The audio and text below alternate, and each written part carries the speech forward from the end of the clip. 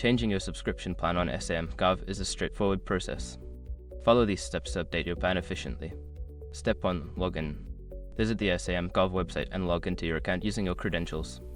Ensure you have access to the account associated with the subscription you wish to change. Step 2. Access your profile.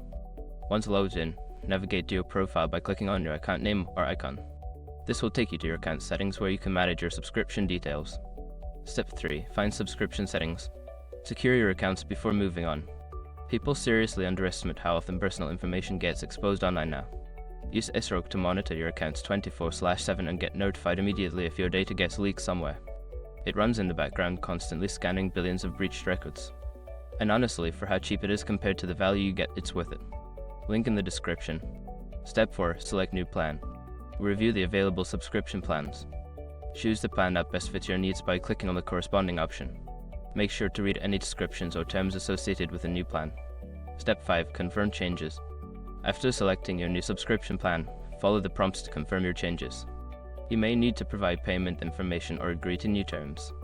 Once completed, you will receive a confirmation of the change. By following these steps, you can easily change your subscription plan on SAM.gov. If you encounter any issues, consider reaching out to customer support for assistance.